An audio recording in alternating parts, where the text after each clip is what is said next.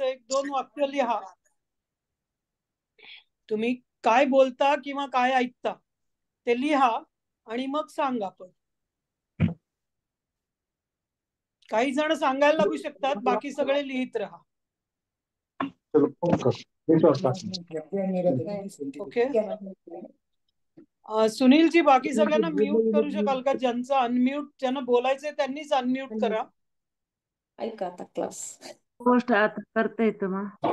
हा, आता 25 मी तुम्हाला पोस्ट केलेलं आहे ना. आय नो, पण मी फोनवर आहे, मला ते सगळं दिसत नाही याच्यामध्ये बोलताना. ओके, ऑल मी करतो, मला केलंय. या या या या तर तुम्ही कुठल्याही एका प्रश्नाचं उत्तर मला द्या. मी शरीराशी बोलतो का, किंवा मी शरीराचं ऐकतो का, किंवा शरीर माझ्याशी बोलतं का? मी शरीराचं ऐकते. ओके, काय काय ऐकू येतं तुम्हाला शरीराचं?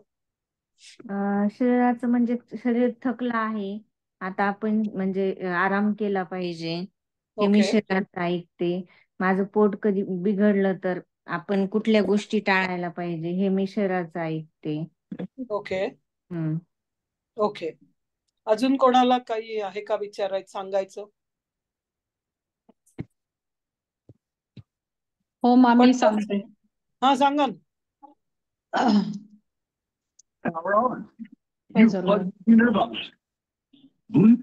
हॅलो. हा, बोला बोला. हा, बॉडी बोलते का? तर हो बोलते. ज्या वेळेला ओव्हर एक्झर्शन होतं त्यावेळेला बॉडी आपल्याला सांगते की आता थकवा आलाय, तर आपल्याला आपल्याला थोडा म्हणणं वेळ थांबा पहिलं. मला एक हा आहे, हा ठीक स्वतःविषयी बोला, सगळ्यांविषयी बोलू नका. बरं बरं. ओके. हा. बॉडी बॉडी बोलते का? तर हो बोलते माझ्याशी. मला सांगते जेव्हा ओव्हर एक्झर्शन होतं त्यावेळेला थोडा वेळ थांबून मग कामाला सुरुवात कर, असं बॉडी सांगते. त्यावेळेला मी थोडा वेळ आराम करूनच मग कामाला सुरू करते. Okay okay. मी शरीराशी बोलते. हा. काही काम केलं किंवा हे केलं तर मी पेशींना थँक्स बोलते. नेहमी नेहमी नाही, पण आपण बरंच कधी कधी मला आठवून ते करावं लागतं की डोळ्यांच्या पेशी आहेत किंवा सगळ्याच शरीरातल्या प्रत्येक टॉप टू बॉटम सगळ्या पेशींना मी आभार मानते की तुमच्यामुळे मी चालू शकते, तुमच्यामुळे मी हे सगळे कार्य करू शकते, असं अधनं मी शरीराशी बोलते. ओके, ठीक आहे. मी सांगू? हो, सांगा ना. जय गुरुदेव मा. हा, जय गुरुदेव. बोला. तुम्हाला बघितलं की इन्स्पिरेशन मिळते. मी जेव्हा माझ्या क्षमतेपेक्षा म्हणजे नेहमीच्या रोजच्या कामापेक्षा जेव्हा जास्त काम करते तेव्हा मी माझ्या शरीराला थँक्स म्हणते. खूप चालले असेल तर पायांना थँक्स म्हणते. असं म्हणजे क्षमतेपेक्षा जास्त जागरण झालं आणि तरी दुसऱ्या दिवशी मी न थकता काही काम केलं तर मी माझ्या स्वतःचीच पाठ थोपटते. ओके. बस पण एवढंच आता करते. मला ना तुमच्या सगळ्यांच्यात एक कॉमन दिसलं की अति झालं तर तुमची बॉडी तुमच्याशी बोलते, अदरवाईज बोलत नाहीये. बरोबर आहे. हो, आम्ही बोलत नाही तिच्याशी, तेही बोलत नाही आमच्याशी. एक्झॅक्टली. म्हणजे काय, तर आपण आपल्या बॉडीला टेकन फॉर ग्रांटेड ठेवलेलं, ग्रँटेड घेतो. हो, की एवढं तर ती करणारच आहे, जरा जास्त झालं तरच बॉडी बोलतीये. हो, पण जास्त होईपर्यंत आपण बॉडीशी बोलत नाहीये किंवा आपण बॉडीचं ऐकत नाहीये. बरोबर आहे? बरोबर. अगदी अगदी हेच करतो. म्हणजे आपण जास्त होऊ देतोय आणि जास्त झाल्यानंतर बॉडी बोलली तर कधी कधी ऐकतोय, अदरवाईज ऐकतोय बॉडीचा आपण अजिबात गुड मॅनेजर नाही होत आपल्या बॉडीचे. असं मान्य करताय का तुम्ही? हो हो, अगदी बरोबर. मान्य मान्य मॅम. पण मग बरोबर आहे का हे? नाही, चूक आहे ना. चूक आहे. कळतंय पण वळत नाही. कळतंय ते पण वळत नाही. ओके. या, तर आज आपण ते बघणार आहोत की आपल्या बॉडीला आपण कसं मॅनेज करायचं आणि बॉडीला मॅनेज न करता बॉडीशी कसं फ्रेंडली राहायचं. कारण मॅनेज केलं ना तर मग ते बॉस आणि असिस्टंट रिलेशन होतं. पण आपण जर फ्रेंडली राहिलो तर आपली बॉडी आपल्याशी फ्रेंडली गोष्टी करेल. ओके. मग तुम्हाला फ्रेंडली रिलेशन हवंय बॉडीशी की बॉस आणि मॅनेजर आणि असिस्टंट रिलेशन? फ्रेंडली फ्रेंडली हवंय. Okay, good. आता सपोज एक सिच्युएशन देते मी तुम्हाला की बॉडी असं खूप घाम येतोय किंवा खूप इचिंग येतंय स्किनवरती आणि आपण स्किनला इचिंग येतंय, एकाच पार्ट असा हाताच्या इथे कुठेतरी तुम्हाला सारखं इचिंग येतंय. काय करतो आपण असं झाल्यावर? खाजवतो. इटिंग करतो की आपण. खाजवतो, पण खूपच इचिंग येते, अगदी असं लाल लाल झालंय आणि त्याला असं हळूवारपणे अजून लाड खाज करतो, वाढतीये. स्किनचे लाड करतो. हा, त्याला काय करतो, क्रीम लावतो लाड किंवा करतो त्याचे. काहीतरी हा, त्याला हळू डॉक्टरकडे हात जाऊन फिरवतो, त्याच्याकडनं औषध आणतो, अँटीबायोटिक किंवा हात अँटीसेप्टिक. फिरवतो, क्रीम लावतो. पण हात खाजतोय याचा अर्थ बॉडी आपल्याला सांगतेय काय? काहीतरी टॉक्सिन्स आहेत शरीरात, लक्ष दे. पण मग आपण सिम्पटम आणि ते कॉज, आपलं लक्ष वेधते आपलं. आय नो, पण एक सिम्पटम काय आहे तर हात खाजतोय. ओके, सिम्पटम म्हणजे काय तर सदृश्य रूप त्याचं आहे काय तर हात खाजतोय किंवा छोटस काय घेतलंय आपण किंवा लाल लाल झालंय, पुरळाल्यासारखं झालंय, पण त्याचं बेस कारण आहे का हो? नाही. सिम्पटम आणि कॉज. आपण सिम्पटमला ट्रीट करतोय, आपण त्याला क्रीम लावतोय म्हणजे काय करतोय, सिम्पटमला ट्रीट करतोय, पण आपण कॉजला ट्रीट करत नाही. आता सपोज आपलं लहान मूल खूप रडतंय आणि आपण त्याला ठोकलं, हे रडू नको अजिबात, किती रडतोयस? तो रडतोय याचा अर्थ तो काय करतोय? आता रडणं सोडून बोंबलायला हा, पण तो पुढच्या वेळी पण आपल्याला सांगणार नाहीये काही, तो काहीतरी करेल, कारण तो का रडतोय तर त्याला काहीतरी सांगायचंय. बरोबर आहे का नाही? हो, बरोबर. त्याला कळत नाहीये कसं सांगायचंय. पण जर तुम्ही त्याला विचारलं, काय पोट दुखतंय का, तुला काही खायला हवंय का, तुला काही बाहेर जायचंय का, असे वेगवेगळे जर तुम्ही ऑप्शन दिले ना तर तो त्यातलं काहीतरी एक शोधू शकतो. म्हणजे काय तर एक गोष्ट जी घडतीये आपल्याला दिसतीये, ज्याला आपण सिम्पटम म्हणतो, बॉडी आपल्याशी बोलतीये ऍक्च्युली. माझं डोकं दुखतंय, माझे डोळे गरम झालेत, किंवा मला युरिन पास होते तेव्हा खूप जळजळतंय, किंवा युरिनचा कलर माझ्या खूप येल्लो झालाय, किंवा मला खूप तहान लागतेय, किंवा माझा घसा खवखवतोय. खूप वेळा होतं ना जेव्हा ताप येणार असतो आपल्याला, त्याच्या आधी असं काहीतरी होतं बॉडीमध्ये आणि बॉडी आपल्याला सांगत असते. ताप आल्यानंतर आपण काय करतो? ताप येणं बरोबर आहे का बॉडीला? बरोबर आहे. 102 टेम्परेचर आहे, 101 टेम्परेचर आहे, मग आपण काय करतो? पॅरासिटामॉल घेतो लगेच. म्हणजे आपण काय केलंय, त्या रडणाऱ्या मुलाला खोलीत कोंडून ठेवलंय. म्हणजे काय तर तुझा आवाज मला ऐकू येऊ नये, माझं काम होत राहील, तू रडत राहा. कारण बॉडीचा एक काहीतरी सांगतेय बॉडी की काहीतरी झालंय मला, तर मी बॉडी जेव्हा आपलं टेम्परेचर वाढवते तेव्हा ती आपल्या पोटामध्ये जे काही अन्न पचलेलं नाहीये ते आता माझी पचवण्याची कपॅसिटी संपलीये, तू अजून वाढू नकोस, मला काही आतमध्ये काही घालू नकोस असं सांगतेय. मग ताप आल्यानंतर पॅरासिटामॉल घेणं चांगलं का एक दिवस उपवास करणं चांगलं? घरातलं कोणी उपवास करू देत नाही. ताप आला की खा मागे लागतात ऍक्च्युली सगळे. ताप आला ना काहीतरी खायला पाहिजे. तू का उपवास केलायस, तुला काहीतरी होईल, औषध घ्यायचंय म्हणजे काहीतरी खायला पाहिजे. असं करून आपण आपल्या सिम्पटमला गोंजारतो, पण जे कारण आहे त्याला ऍक्च्युली कसं दाबून टाक. लक्षात येत आहे का? हो हो हो हो. आणि म्हणजे काय तर आपण बॉडीचं ऐकत नाहीये. बरोबर आहे ना? हो. पण जर आपण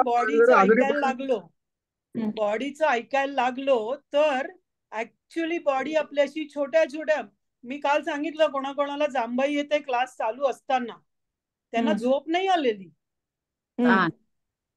8 वाजता जांभई येते याचा अर्थ झोप आली नाहीये ना त्याचा अर्थ. पण मग बॉडी का तुम्हाला जांभई द्यायला लावतीये? एक तर पोटामध्ये गॅस झालेला आहे जो बाहेर येतोय, दुसरं आहे की पोटामध्ये आपल्याला पाणी कमी पडतंय, कारण बॉडीला पाणी जर नाही मिळालं तर मग त्याचं गॅसमध्ये रूपांतर होतं, कारण अन्न पुढे सरकलं नाहीये. यु नो,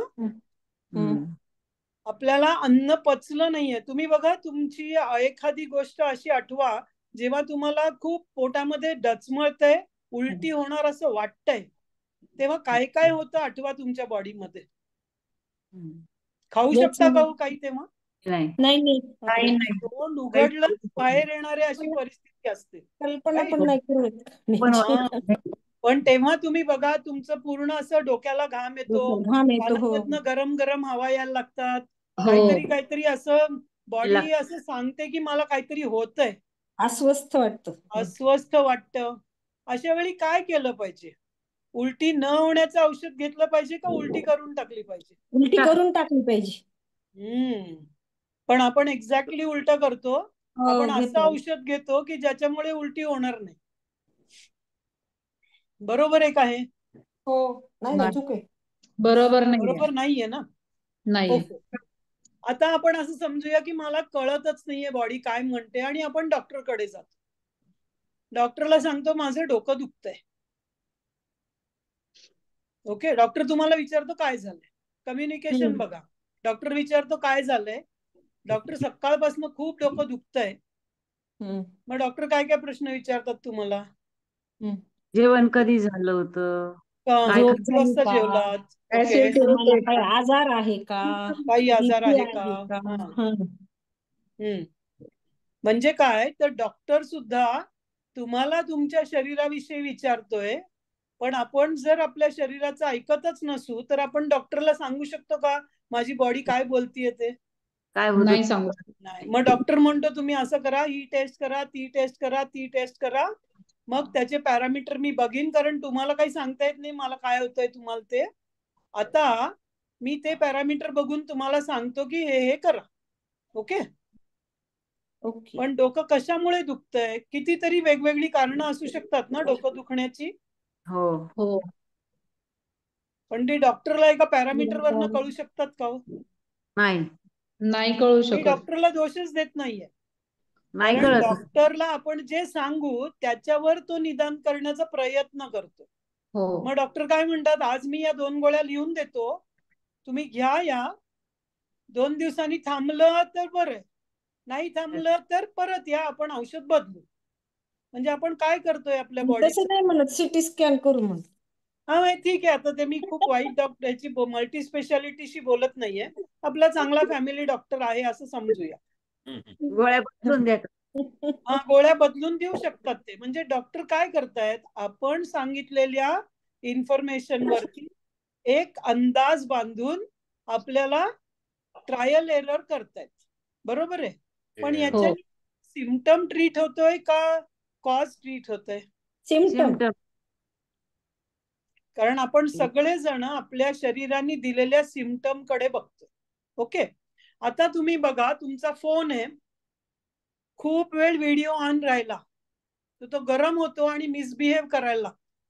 किंवा तुम्ही उन्हामधनं चाललायत आणि काय ते गुगल मॅप लावलंय आणि तो खूपच मिसबिहेव करतो, काहीतरीच दाखवतो. मग अशा वेळी काय करायचं? फोन मिसबिहेव करतोय म्हणजे काय, तर फोन आपल्याला काय सांगतोय? व्हिडिओ बंद करा. जास्त झाला यूज. त्याच्या मेमरीमध्ये कॅश खूप वाढलेला आहे. कॅश मेमरी भरपूर झालीये. मग आपण तो स्विच ऑफ करायचा आणि ऑन करायचा. मग काय होतं, कॅश क्लिअर होतो, मग सगळं नॉर्मल चालू होतं. बरोबर आहे का नाही? पण आपण जर फोनला हात नाही लावलाय, फोन असा दूर ठेवलाय, तो गरम झालेला आपल्याला कळणारच नाहीये. पण तो मिसबिहेव करतोय हे कळतं ना. मग आपल्याला शरीर आपलं तापलंय याचा अर्थ काय आहे? याचा अर्थ आपल्याला पण एकदा स्विच ऑफ होऊन चालू व्हायला पाहिजे. एक्झॅक्टली. मी म्हणूनच तेच उदाहरण दिलं तुम्हाला की कुठेतरी पॉज घ्यायला पाहिजे. तो पॉज पोटाला असू शकतो, तो पॉज तुमच्या थिंकिंगला असू शकतो, तो पॉज तुमच्या ओव्हर वर्किंगला असू शकतो, तो पॉज तुमच्या ओव्हर टॉकिंगला असू शकतो, डिपेंड्स. किंवा तो पॉज तुमच्या दुसऱ्यांविषयी आलेल्या असूया विचारांना असू शकतो. बऱ्याच गोष्टी आहेत त्याच्यामुळे आपलं बॉडीचं मन शरीर तापतं. खूप राग आला की शरीर तापतं, कोणाविषयी दुस्वास वाटला तरी शरीर तापतं. तर आपल्याला आपल्या बॉडीशी बोलून समजून घ्यायचंय की कुठं मला पॉज करायला पाहिजे. आणि हे दुसऱ्या कोणाला कळू शकेल का हो? नाही. नाही करू शकणार. खूप मुश्किल आहे ना. हो. मग याची उत्तरं मेडिटेशन मध्ये मिळतात. Yes, exactly. याचंच उत्तर सिद्ध समाधी योग आहे.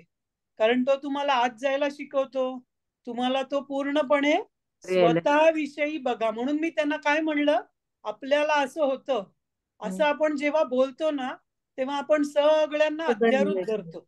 पण आता तुम्हाला जे होतंय ते मला व्हायला पाहिजे असं काही गरज नाही ना. नाही. त्यामुळे पहिली गोष्ट काय करायची या क्लासमध्ये आणि ऑलवेज बोलताना, विचार करताना फक्त माझ्याविषयी मी विचार करू शकते याचं अंडरस्टँडिंग ठेवायचं. जनरलाइज करू नका, जरूर नाहीये.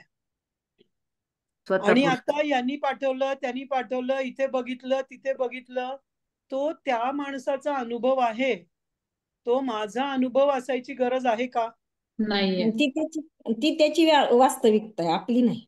हा, ते त्याचं सत्य आहे, पण माझं सत्य माझ्या शरीराशी आहे. मी तुम्हाला एक छोटासा प्रश्न विचारते. जर 2 जोडी मुलं आहेत, 2 जोडी मुलं लहानपणी एकत्र रडतात, एकत्र होतं, पण जसजशी ती मोठी होत जातात, सपोज 2 मुलं आहेत तर ती एकाच मुलीशी लग्न करतात का? नाही. म्हणजे ती 2 वेगळी व्यक्तिमत्व आहेत ना. हो. जे जुळी असून सुद्धा ती 2 वेगळी आहेत. मग आपण तर जुळे पण नाही आहोत ना एकमेकांशी. नाहीये. म्हणजे आपल्यात काहीही साम्य नाहीये, तर आपण वेगळं व्यक्तिमत्व असताना आपण जनरलाइज करणं बरोबर आहे का? नाही. पण आपल्या इंडियामध्ये कितीतरी लोक अशी आहेत की त्यांनी मला सांगितलं की रोज ताक प्यायलं की पोट थंड होतं, म्हणून मी पण रोज ताक पितो. हे बरोबर आहे का? नाही, प्रत्येकाची प्रकृती वेगळी आहे. तर त्या माणसाच्या पोटामध्ये शांती होण्यासाठी ताकानी होईल. मग मला स्वतःला ऑब्झर्व करून माझं मेडिकेशन किंवा माझा फूड किंवा माझी जी दिनचर्या आहे ती थोडी ऑब्झर्व केली पाहिजे. मी असं म्हणत नाहीये की दुसऱ्यांना ऑब्झर्व करू नका, पण त्यांना ब्लाइंडली कॉपी करू नका. बरोबर. ओके. तर त्याचा थोडा स्वतःच्या बॉडीवर टेस्टिंग करा. टेस्टिंग करताना ऑब्झर्व करा. स्वतःच्या बॉडीशी बोलायला शिका. आता पाय दुखले तर आपण चेपतो ना त्याला, आणि खूप छान वाटतं पायाला. आणि आपल्या स्वतःच्या हाताने चेपणं किंवा दुसऱ्या कोणीतरी चेपणं कुठलंही चालतं त्याला. अशा पद्धतीने रोज, आता तुम्हाला काल मी विजन चार्ट लिहायला सांगितलं होतं ना, तर त्याच्यात काय सांगितलं होतं, तुम्ही स्वतःला कसं बघता. तर आता तुम्हाला काय बघायचंय स्वतःला, मला सांगा. तुमचं पहिलं वाक्य काय पाहिजे आता? Healthy. I am healthy. I know, पण आय एम हेल्दी कुठल्या कुठल्या दृष्टीने? मानसिक, शारीरिक. म्हणजे मी एक संपूर्ण माणूस आहे. आणि खूप संपूर्णचा अर्थ काय आहे, तर मी मला ओळखायचा प्रयत्न करणार आहे. आणि आपल्या ऍक्च्युली जन्माचं ध्येय एवढंच आहे. यु नो, मी स्वतःला या जन्मात समजू शकलो तर पुष्कळ झालं. यु नो, न्यूटन ज्यांनी गुरुत्वाकर्षण आणि मोठे मोठे सिद्धांत लावले, त्यांनी शेवटी काय सांगितलं माहिती का? माझ्या जन्माचं ध्येय काय आहे, तर मी का या जगात आलोय हे जर मला समजलं तरी पुष्कळ झालं. म्हणजे शेवटी तो पण अध्यात्माकडे पोचला ना. आईन्स्टाईननी पण हेच सांगितलं की मी जर ऍटम बॉम्बचा हे केला नसता तर शायद मी बरा झालो असतो. काल कोणीतरी आपल्या ह्याच्यामध्ये टाकलं होतं ग्रुपमध्ये की जास्त मेडिकेशन केल्यामुळे आपण आपल्या शरीराची बोलण्याची कपॅसिटी बंद करून टाकतो. म्हणजे एक छोटीशी गोष्ट आहे की एक अँटीबायोटिक, आता डोकं दुखतं म्हणून काहीतरी सॅरिडॉन घेतली, ताप आला म्हणून डोलो घेतली किंवा पॅरासिटामॉल घेतली, अशी तुम्ही जर दर आठवड्याला एक घेत गेलात किंवा दर महिन्याला एक घेत गेलात ना, तर तुमचं शरीर इतकं नाठाळे ना की थोड्या दिवसांनी त्याला त्या पॅरासिटामॉललाही ते मानत नाही. पिनियल ग्लँड क्लासिफिकेशन होतं ना त्याला. Yes, exactly. त्याची एक सवयच लागून जाते मग त्या गोळ्या. मग असं स्वतःच स्वतः औषध न घेता स्वतःच स्वतः बॉडीला समजून थोडा पॉज घेतला ना, आणि आपल्या अन्नात थोडासा बदल केला किंवा आपल्या वातावरणात थोडा बदल केला, आपल्या मानसिकतेत थोडा बदल केला, तर खूप वेळा मोठ्या आजारातनं वाचण्याची शक्यता असते. पण मी क्रोनिक किंवा खूप प्रॉब्लेम खूप आहे त्यावेळी हे सांगत नाहीये, पण नॉर्मल सगळं चालू आहे आणि एखाद दिवशी बॉडीनी काहीतरी सिम्पटम दिला तर बॉडीला आपण ऐकलं पाहिजे. पटतंय का? हो, बरोबर आहे. 100%. या ओके. खूप महत्वाचं आहे की नाही बॉडीला समजून घेणं. हो, खूप जास्त. आणि उगीच आणि दुसऱ्यांनी म्हणलंय म्हणून. आणि आता मी थोडस तुम्हाला प्रोबॅबिलिटी आणि स्टॅटिस्टिक्स वर सांगणार आहे की आता सपोज तुम्ही म्हटलं की मेडिकली प्रूव्ह झालंय की इतकी शुगर असेल तर तुम्हाला डायबिटीस आहे. ओके. किंवा तुम्ही कुठलाही ब्लड रिपोर्ट काही करा, त्या ब्लड रिपोर्टच्या कोणाचाही तुम्ही कधीतरी केलेला बघितला असेल तर त्या तुमच्या पॅरामीटरच्या बाजूला एक रेंज दिलेली असते. हो, याच्यामध्ये असेल तर from this normal. Point two this point तर नॉर्मल आहे. ओके. तुम्हाला माहिती आहे हा डेटा कसा तयार करतात? नाही मग. आणि हे कोण ठरवतं नॉर्मल म्हणजे काय? हे सगळे जे फार्मसीवाले ठरवतात, ज्यांच्या इंडस्ट्रीज आहेत. सी आता मी जर वर्ल्ड हेल्थ फार्मसीचा बिझनेस ऑर्गनायझेशन. करतेय आणि मला जर तुम्हाला औषध विकायचं असेल तर मी ते बरोबर डेटा देईन का हो तुम्हाला? त्यामुळे नाही. फार्मसीवाले नाही करत हे काही. ओके. म्हणजे ज्यांनी पैसे खर्च करायचे त्यांनीच ऑडिटिंग केल्यासारखं आहे. बिझनेसवाल्यांना कळेल. बिझनेसचा एक रूल आहे, जो खर्च करतो त्यांनी कधीच हिशोब चेक नाही करायचे, त्यांनी हिशोब लिहायचे फक्त. चेक करणारा कोणतरी दुसरा असला पाहिजे ना. ओके. तर हे कसं करतात बेसिकली, तर सायंटिफिकली सपोज एक 10,000 लोकांचा डेटा घेतात. ओके.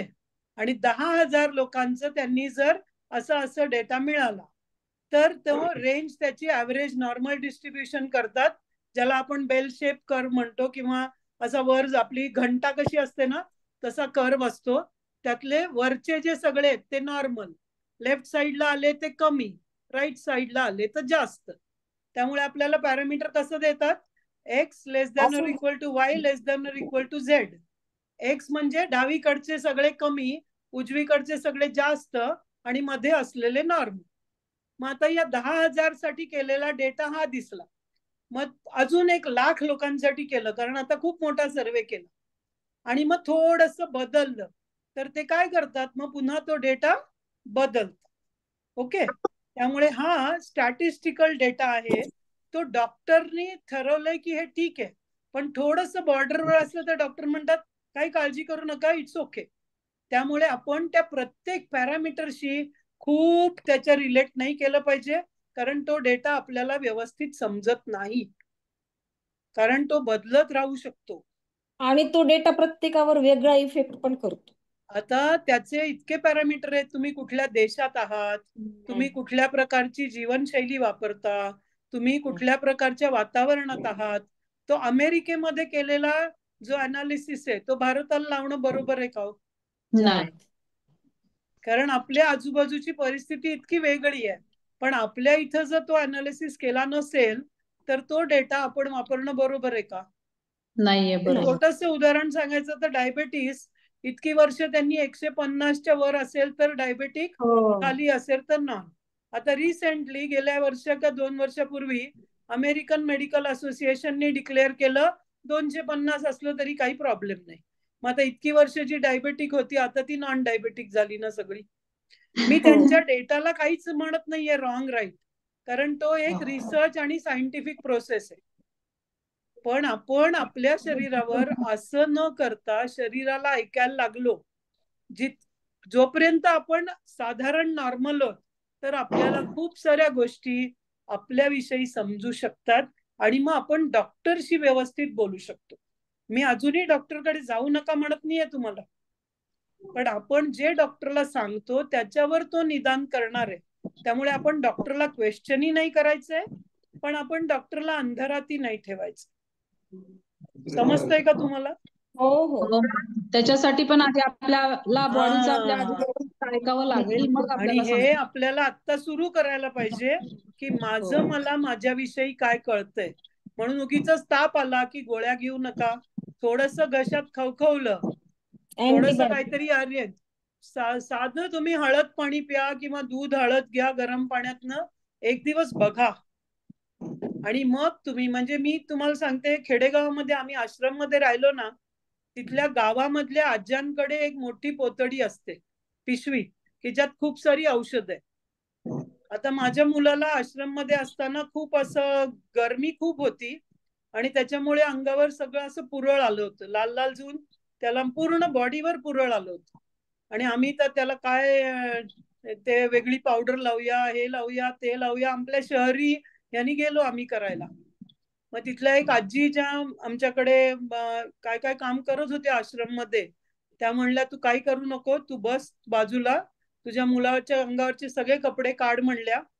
आणि त्या ताडगोळ्याची झाडं असतात ना, ताडगोळे मिळतात बघा, हो हो हो. हा, तर त्या झाडावर एका माणसाला चढायला लावलं त्यांनी. त्या ताडगोळ्याचं पाणी काढलं, ज्याला आपण नीरा म्हणतो. हा त्या थंड असतं. ताडगोळ्याच्या पाण्याने त्याला पूर्णपणे तिने चोळलं आणि अर्ध्या तासात अंगावरचं सगळं घामोळं बाजूला झालं. अरे वा. असे छोटे छोटे इतके सुंदर उपाय या गावातल्या लोकांना माहित असतात, पण आपण त्यांना म्हणतो की अंधश्रद्धा आहे, त्यांना काही माहित नाही. आपल्या घरातल्या आज्यांना पण हे माहित असतं सगळं. हो. आता तुम्ही बघा, 80-90 वर्षाची जी माणसं आहेत ना, औषधं उगीच घेत नाहीत ती. पण जी 20-30 वर्षाची मुलं आहेत ना, ती थोडस काही झालं की पहिलं डॉक्टरकडे पळतात, आपल्या शरीराचं ऐकतच नाही. तर एक तर आपल्याला रोज शरीराचं ऐकलं पाहिजे. त्याला भूक लागली तेव्हा जेवण द्यायला पाहिजे, झोप आली तेव्हा झोपलं पाहिजे. तर बॉडी आपल्याला काही सांगत असेल, सिम्पटम दाखवत असेल, सिम्पटमला समजून घेतलं पाहिजे. कुठेतरी लाल झालंय, पुरळ झालंय, गरम झालंय, काहीतरी असं इरिटेशन होतंय, त्यावेळी थोडासा पॉज घेऊन विचार केला पाहिजे, मी काय वेगळं केलंय की ज्याच्यामुळे हे होतंय. आणि त्याच्यानी तुम्हालाच तुमच्याविषयी समजायला लागेल. मोठ्या आजाराला मात्र डॉक्टरकडे जायला पाहिजे, पण डॉक्टरला काय सांगायचं याच्यासाठी आपल्या बॉडीचं ऐकलं पाहिजे. ऐकलं पाहिजे. समजतंय का? हो हो. हो मग. खूप महत्वाचं आहे. मग क्लिअर आपलं आहे. आता विजनचं पहिलं वाक्य काय आहे? मी हेल्दी आहे नाहीये. कारण तुम्ही सतत हेल्दी असण्याची गरज पण नाहीये. मला माझी बॉडी समजते, मी माझ्या बॉडीशी कम्युनिकेट करतो, हे आणि तुम्ही मग माझ्या लिहायला पाहिजे. बॉडीचं ऐकायचं आहे. हा, मी बोलतो आणि मी ऐकतो माझ्या शरीराचं. हो. ऑटोमॅटिकली हेल्दी, कारण हेल्दी आहे खूप टाईट आहे आजच्या सिच्युएशन मध्ये. आता तुमच्या घराच्या बाजूला काही मोठ्या पुलाचं कन्स्ट्रक्शन चाललंय, खूप धूळ येते आणि त्याच्यामुळे तुमच्या नाकामध्ये खूप त्रास होऊन तुम्हाला होणार आहे, काहीतरी शिंका येणार आहेत. याचा अर्थ बॉडी खराब नाही झाली आहे. तिथे समजलं पाहिजे की मी काय केलं पाहिजे छोट्या छोट्या. तर रोज प्राणायाम करा, रोज ध्यान करा, रोज मन शांत ठेवा, रोज वेळच्या वेळी झोपा, रोज वेळच्या वेळी जेवा. याच्यानी तुमच्या बॉडीला तुमच्याशी बोलायचा वेळ मिळेल, तुम्हाला बॉडीला ऐकायचा वेळ मिळेल. ठीक आहे? हो हो. काही प्रश्न आहेत का? काहीच नाही मा, तुम्ही एवढं छान सांगितलं की प्रश्नच राहिले नाहीयेत काहीच. एकदम माझा क्लिअर. लहानपणीचा एक अनुभव सांगा असं वाटतो. आम्ही सांगा लहान ना, असताना सांगा. ताप आला ना की वडील त्या दिवशी लंघोनावर ठेवायचे. मिळाली तर फक्त भाताची पातळ पेज आणि कपाळावर, सांध्यांवर चंदन आणि कापूर, चंदनाचं खोड असायचंच घरात, आणि कापूर उगाळून त्याचं लेप लावायचं, बास. म्हणजे थोडाफार ताप आला तर. पण लंघन पहिल्यांदा असायचं, जेवायला काही मिळायचं नाही. येस, अजूनही मिलिटरीमध्ये सुद्धा महिन्यातनं एकदा सगळ्यांना एरंडेल तेल देतात, कारण त्यांच्या जेवणाच्या वेळा त्यांचं खूप काय काय वेगवेगळं असतं. पण आजकाल आपल्या मुलांना आपण देत नाही. माझे वडील पण आता 88 वर्षाचे आहेत, त्यांचं पण असंच आहे. ते थोडा जरी ताप काही त्यांना वेगळं वाटलं की ते सरळ लंघन करतात दिवसभर. बस. आणि आता पण ते ज्वारीची भाकरी आणि मुगाची डाळ ह्याच्याशिवाय काहीच खात नाहीत बाकी. तर त्यांची परिस्थिती पोटाची कमी झाली आहे हे समजलं पाहिजे. आता आपल्याला 50व्या वर्षी, 60व्या वर्षी जेवल्यावर मला रसगुल्लाच खायला वाटतो, मला गुलाबजामच खायला वाटतो, यातनं आपण बाहेर यायला पाहिजे. ते कीर्तन वगैरे करतात ना, तर आज ह्या वयामध्ये पण ते 2-2 तास बोलू शकतात बसून. आपली 80 वर्षावरची पिढी आहे ना, ती सगळ्यात बेस्ट हेल्दी आहेत. हो, कारण ते खरंच. मनाने हेल्दी आहेत, आयुष्यात आहेत त्यात संतृप्ती आहे त्यांना, हो, त्यामुळे त्यांना प्रॉब्लेम नाहीये. पण नाहीच आपण आहे ना. त्यांच्याकडनं काय शिकायचंय हे बघा मग आता. मग आता ना 4 वाजता काहीतरी खायची सवयच होती, पण हा. 2-3 दिवस आठवण झाली. त्याच्यानंतर आता बिलकुल आठवणही होत नाही की बरोबर 6:30-6 वाजले की भूक लागायला लागते. करेक्ट. नाही, आणि तुमच्या बॉडीचं ऐका तुम्ही. तुमची बॉडी तुम्हाला भूक लागल्याचं सांगेल, नको ते उगीच घेणार नाही तोंडात. दिसलं तरी तोंड बंद ठेवेल, हात तिकडे जाणार नाही, हे ऑब्झर्व करा. ओके. या आणि काय सांगत होता तुम्ही? जय गुरुदेव दुसरी जय गुरुदेव, बोला. मला एक शेअर करायचं आहे. काल एकादशी होती, तर काल मी दिवसभर उपवास केला. म्हणजे खाल्लं मी, पण फक्त रॉ खाल्लं दिवसभर. ओके. आणि संध्याकाळी जेवलो. रात्री सेशन होता 9-9:30 पर्यंत. काही झालं नाही, अगदी व्यवस्थित होतो. आजही दिवसभर मी फक्त रॉ फूडवर आहे. आणि संध्याकाळी आता 6-6:30 वाजता एक चपाती आणि थोडा भात खाल्ला बस. म्हणजे एकदम तुमचं फिजिकल पेट आहे. पुन्हा पण तुम्ही exercise करता असं ठरवू नका की मला रॉ फूडच खायचंय. मी तुम्हाला मी सांगतो सांगेन की शरीराला ऐका. हा, म्हणजे हे मी शरीर ऐकतोय ना. आणि आणखी तुम्ही आज बोललात ना की तुम्हाला शरीराचं ऐकायचं, शरीर तुमच्याशी बोलतंय, ह्याचा मी अंदाज घेतो या गोष्टींचा. Very good. रश होतं पूर्वी, स्पीडने बोलतो, फास्ट बोलतो. आता हळूहळू माझे विचार थोडे स्लो व्हायला लागलेले. बोलण्यातही रिप्लेट व्हायला लागलेलं आहे. आणि हा सुद्धा तुमच्या गट बॅक्टेरियाचा इफेक्ट आहे बरं का. एक्झॅक्टली. हा माझ्या पुढच्या एका सेशन मध्ये पॉइंट आहे. मला खूप काही लोक खूप सगळं फास्ट फास्ट करायचं असतं त्यांना, किंवा ओसीडी पण असतं. ओसीडी म्हणजे काय, सगळं बाहेर स्वच्छ पाहिजे, पण त्यांच्या एक्झॅक्टली पोटामध्ये सगळी घाण आहे, आणि म्हणून त्यांना बाहेरची स्वच्छता जास्त इम्पॉर्टंट असते. टू मच असतं काही लोकांचं.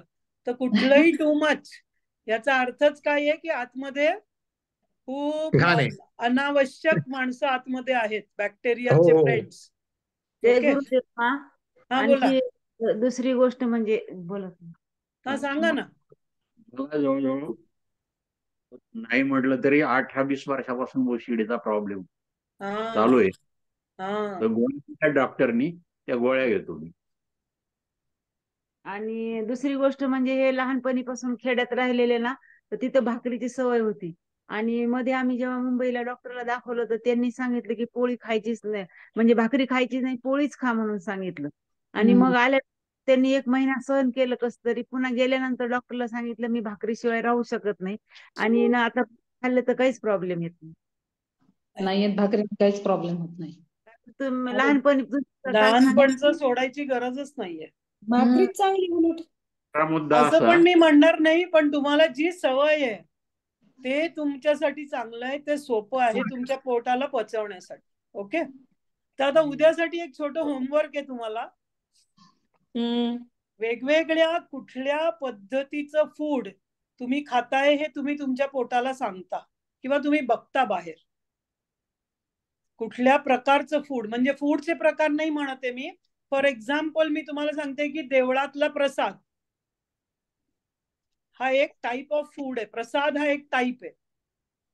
मग प्रसादामध्ये काही असू शकतं. मग कधी खोबरं असेल, कधी तो शिरा असेल, कधी नारळ भात असेल, काहीही. मग आपण त्या प्रसादात काय असतं हे बोलत नाहीये, कारण प्रसाद हा एक टाइप ऑफ फूड आपण खातोय. तर असे कुठले कुठले टाइप तुम्हाला माहिती आहेत जे तुम्ही खाता, आणि त्यावेळी आपण आपल्या पोटाला सांगतो का हे. ओसीडीवर थोडस हे घ्या. ओसीडीवर घेणार आहे एक सेशन डेफिनेटली, कारण सध्या हा खूप प्रॉब्लेम आहे. खूप लोकांना आहे ओसीडी हा प्रॉब्लेम, आणि त्याच्यासाठी औषध घ्यायची गरजच नाहीये ऍक्च्युली. करिअर फार बरबाद झालं ओसीडी. Yes yes yes. येईल आपल्या 21 दिवसात येईल, पण बेसिक पहिले सेशन झाल्यावर येईल. आणि तुम्हाला असं काही वाटलं ना तर मला तुम्ही लिहा की तुम्हाला कुठला पर्टिक्युलर, कारण ते कॅल्शियम आणि कोणी एकाने लिहिलंय, तर मी घेणार आहे सेशन. ओके. पण आपले बेसिक सगळे झाल्यावर. 1 वर्षापूर्वी अल्सर पण झाला होता मला, कोलायटिस अल्सर. तर आम्ही ते बद्रीनाथ केदारनाथच्या यात्रेमध्ये गेलो होतो आणि हा आजार उद्भवला. तर बॉम्बे हॉस्पिटलला मी जवळजवळ 12-13 दिवस ऍडमिट होतो. आणि तेव्हापासून मला थोडेसे आजही प्रॉब्लेम आहेत. या एकदा का काहीतरी सुरू झालंय तर त्याला क्लिअर करेपर्यंत तेच मी सांगते आज की आपण सिम्पटमला ट्रीट न करता कॉजला ट्रीट केलं पाहिजे. त्याचं कॉज आपण शोधत नाही, का असं झालंय ते शोधलं पाहिजे. मग तुम्हाला मी शिकवणार आहे कॉज कसं शोधायचं सुद्धा. पण पहिलं आता तुम्ही हळूहळू तुमच्या बॉडीशी बोलायला लागा आणि बॉडीचं ऐकायला लागा. ओके, ऑब्झर्व करायला लागा काय मला सांगतेय बॉडी. आणि बॉडीचे सगळे सिम्पटम हे काहीतरी सांगत असतात आपल्याला. तर मी एक टेबल देणार आहे जे स्टँडर्ड आहे की हा सिम्पटम म्हणजे हे जास्त प्रोबॅबिलिटी असं असू शकतं असं. पण थोडे दिवसांनी तुम्ही ऑब्झर्व करा पहिलं, कारण मी दिलं तर तुम्ही तेच चेक करत बसाल पहिलं. ओके, ठीक आहे. अजून कोणाला काही विचारायचं असलं तर सांगा, अदरवाईज आपण थांबवू शकतो. कालचं रेकॉर्डिंग केलेलं आहे. हा, सुनीलजींना विचारा. सुनीलजींनी केलाय क्लाउड मध्ये. सुनीलजी बोल, काय बोल. लिंक हा, सुनीलजी टाकतील. जय गुरुदेव पण करतायत ते. जय गुरुदेव. आजचा होम प्ले कळला नाही, परत सांगणार का मा? काय कळला नाही? होमवर्क उद्याचा. हो, या आपण आता वेगवेगळ्या ठिकाणी जातो, वेगवेगळ्या गोष्टी खातो. तर मी त्यातले खाण्याचे पदार्थ नाही म्हणते, पण काय काय टाईपच्या फूडना आपण सामोरं जातो. त्यातलं एक एक्झाम्पल मी तुम्हाला दिलंय की प्रसाद.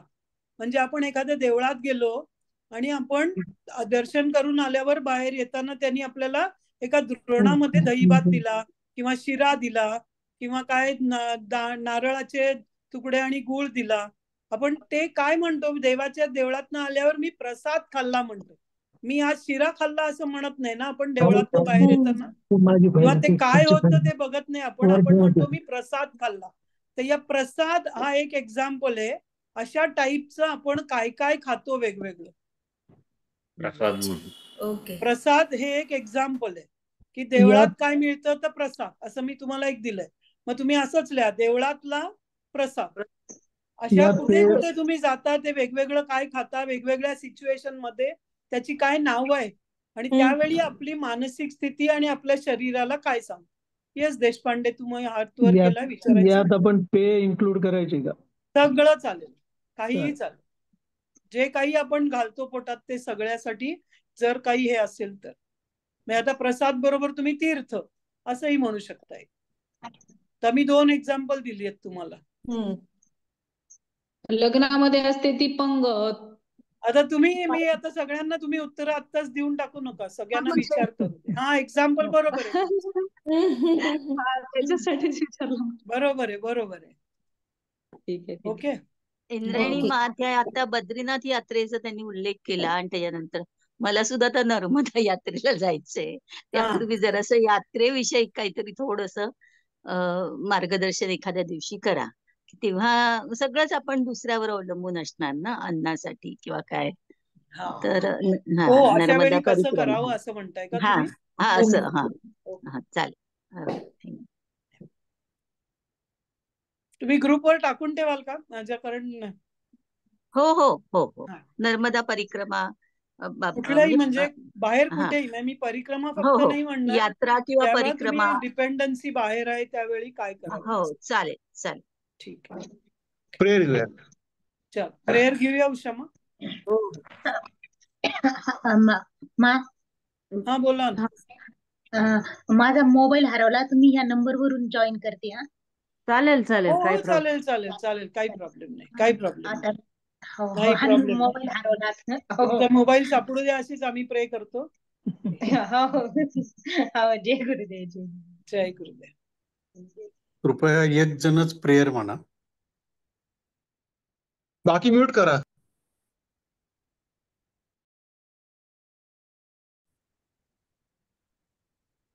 असतो मा सद्गमय तमसो मा ज्योतिर्गमय मृत्युर्मामृतं गमय। ओम शांति शांति शांति। ओम श्री विश्वेश्वराय नमः। ओम श्री विश्वेश्वराय नमः। ओम श्री विश्वेश्वराय नमः। ओम श्री ऋषि प्रभाकराय नमः। ओम श्री ऋषि प्रभाकराय नमः। ओम श्री ऋषि प्रभाकराय नमः। हरि ओम। श्री गुरुभ्यो नमः। हरि ओम। जय गुरुदेव। जय गुरुदेव। जय गुरुदेव माँ। जय गुरुदेव. जय गुरुदेव. जय गुरुदेव. जय गुरुदेव. कालचं रेकॉर्डिंग अपलोड करा ग्रुप मध्ये. जय गुरुदेव. हा सुनीलजींना सांगतो आम्ही. हो थँक्यू. ओके. हा ओके मा, उद्यापर्यंत भेटू. ओके. एंड करा मा मीटिंग कोणीतरी.